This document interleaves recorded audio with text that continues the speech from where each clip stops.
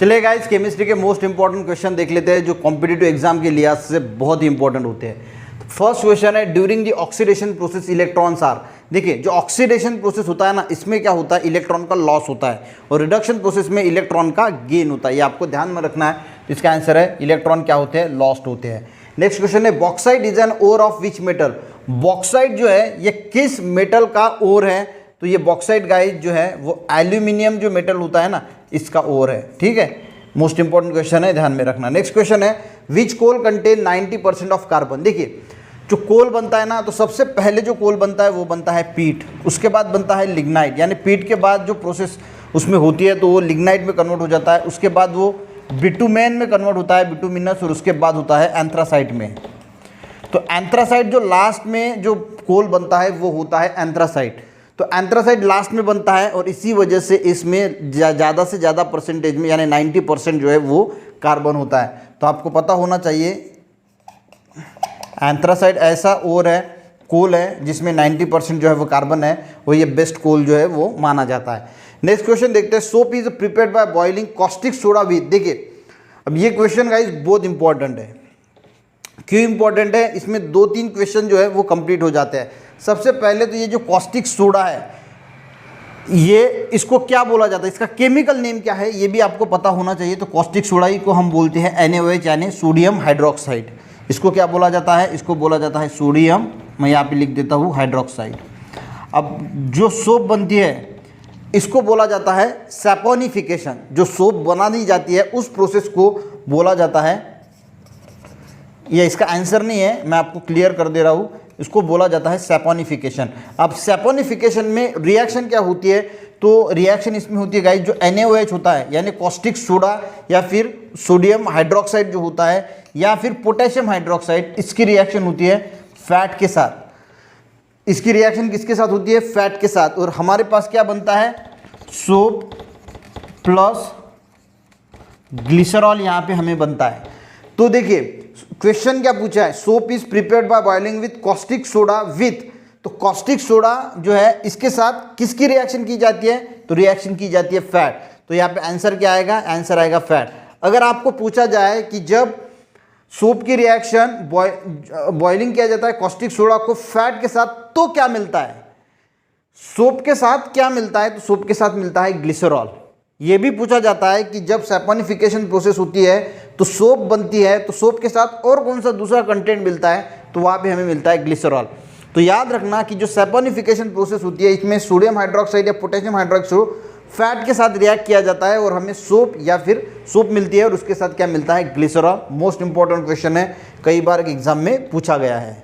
Next question देखते हैं guys, which among the following is pure matter. देखिए, यहाँ पे कुछ ऑप्शन दिए हैं, तो इसमें से CO2, ब्रास, एयर और आयरन में प्योर मैटर कौन सा है? अगर हम आयरन की बात करें तो आयरन में जो है वो इम्प्यूरिटी के फॉर्म में होता है कार्बन।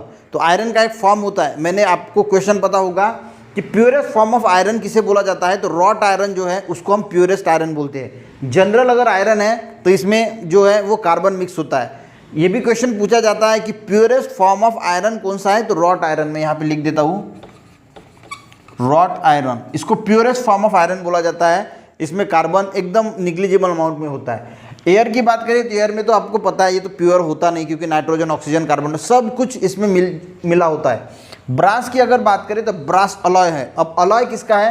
तो ये अलॉय है कॉपर का और जिंक का। अब आती है बात CO2 की, तो CO2 गाइस इसमें कुछ भी नहीं होता। CO2 के अंदर सिर्फ CO2 होता है, CO2 CO2 CO2 CO2, बस CO2। तो CO2 जो है वो प्योरेस्ट फॉर्म होता है। ठीक है, यानी अगर इस ऑप्शन में अगर हम बात करें तो CO2 क्या है? प्योरेस्ट मैटर है। नेक्स्ट क्वेश्चन देखते हैं, विच ऑफ द फॉलोइंग, यहाँ पे भी ऑप्शन दिए हैं, is used as a moderator in nuclear reactor. देखिए, न्यूक्लियर रिएक्शन जहाँ पे होती है उसको हम न्यूक्लियर रिएक्टर बोलते हैं। न्यूक्लियर के अंदर न्यूक्लियर फिजन रिएक्शन होती है और वहाँ पे जो है वो वहाँ से इलेक्ट्रिसिटी जनरेट करते हैं। तो वहाँ पे मॉडरेटर का काम, एक मॉडरेटर करके यूज़ किया जाता है। नीचे में से ग्राफाइट, ऑर्डिनरी वाटर, थोरियम या रेडियम, इसमें से किसको मॉडरेटर यूज़ किया जाता है? अब मॉडरेटर का काम क्या होता है? एग्जाम होती है, मॉडरेटर होता है तो कंट्रोल करना। अब कोई भी अगर न्यूक्लियर रिएक्शन होती है तो इसमें न्यूट्रॉन का रोल बहुत इंपॉर्टेंट होता है, क्योंकि न्यूट्रॉन की बम्बारमेंट करनी पड़ती है। तो न्यूट्रॉन की अगर बम्बारमेंट बहुत ज़्यादा हो गई तो रिएक्शन अनकंट्रोल हो सकती है। तो इसीलिए न्यूट्रॉन को कंट्रोल करने के लिए मॉडरेटर का यूज किया जाता है। और जो न्यूक्लियर रिएक्टर होता है इसमें जो मॉडरेटर होता है वो होता है ग्रेफाइट। समझ में आ गया आपको?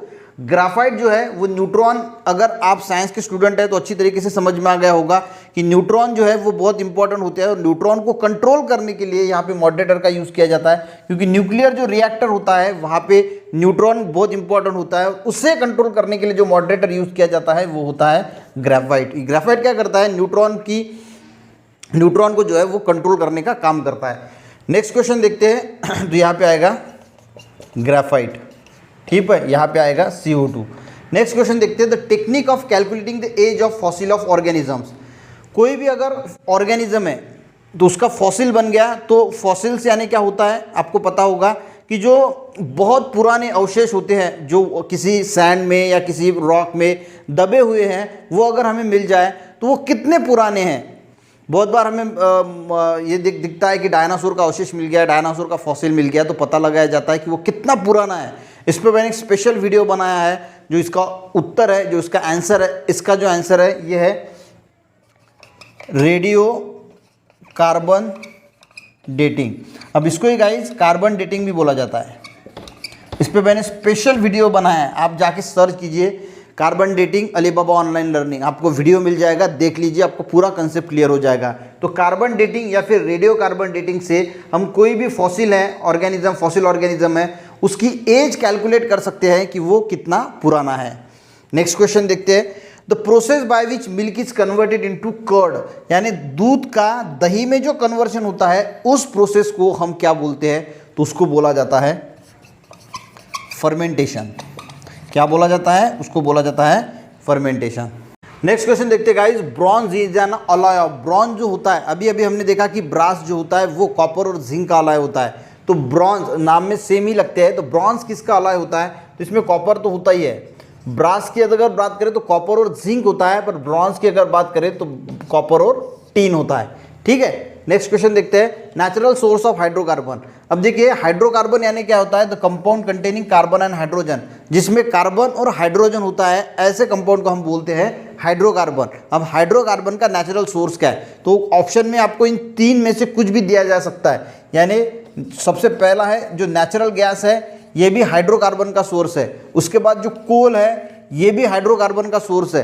और उसके बाद जो पेट्रोलियम है वो भी, पेट्रोलियम को हम क्रूड ऑयल भी बोलते हैं। तो इसमें से जो भी ऑप्शन पेट्रोलियम, एक कोई भी ऑप्शन दिया जाएगा आपको कि हाइड्रोकार्बन का ये नेचुरल सोर्स है, तो अगर नेचुरल गैस होता है तो वहाँ पे टिक करना, कोल है तो वहाँ पे टिक करना, और क्रूड ऑयल अगर है तो वहाँ पे टिक करना। तो ये तीनों के तीनों जो है वो नेचुरल सोर्स है हाइड्रोकार्बन्स के।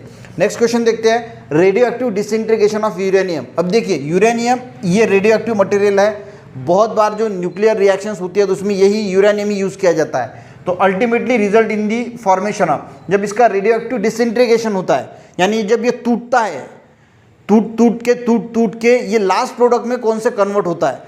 रेडियो एक्टिव डिसइंटीग्रेशन जब इसका यूरेनियम का होता है तो ये टूट के एक स्टेबल कंपाउंड में, लास्ट में स्टेबल इसमें एक एलिमेंट में फॉर्म होता है, तो वो उसका नाम क्या है? उसका नाम है Pb, यानी उसको हम बोलते हैं लीड।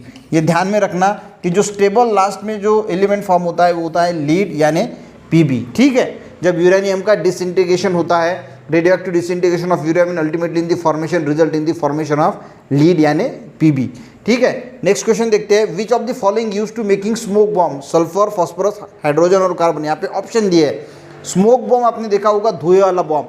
बहुत बार जो शादी वादी होती है तो जो नॉर्दे निकलता है तो लोग नाचते वगैरह है तो उसमें स्मोक बॉम्ब लेके घूमते हैं। आजकल कलर्ड भी आ गए हैं, पर यहाँ पे इन्होंने कलर्ड पे फोकस नहीं किया है, यहाँ पे इन्होंने सिंपली फोकस किया है स्मोक पे यानी धुआं। तो ऐसा सब्सटेंस जो धुआं जलता कम हो और धुआं ज़्यादा निकलता हो तो वो होता है गाइस, एक ही सब्सटेंस है कार्बन। तो कार्बन जो है वो यूज़ किया जाता है स्मोक बॉम्ब में, यानी ज़्यादा से ज़्यादा धुआं निकले और कम से कम जले। तो यहाँ पे हमने गाइस मोस्ट इंपॉर्टेंट 12 केमिस्ट्री के क्वेश्चन लिए हैं जो आपके कॉम्पिटिटिव एग्जाम के हिसाब से बहुत इंपॉर्टेंट है। वीडियो देखने के लिए बहुत बहुत धन्यवाद। अगर आपको समझ में नहीं आते हैं तो और भी मैंने वीडियोस बनाए हैं, हमने सीरीज़ ही बनाए हैं साइंस की, बहुत सारे क्वेश्चन हम साइंस के लेके आएंगे और वो अगर आप अटेंड करोगे तो मैं आपको कॉन्फिडेंटली बोल सकता हूँ कि साइंस का कोई भी क्वेश्चन अगर आता है कॉम्पिटिटिव एग्जाम में, तो वो आप हल कर पाओगे, सॉल्व कर पाओगे। मिलते हैं नेक्स्ट क्वेश्चन के साथ, तब तक के लिए जय हिंद।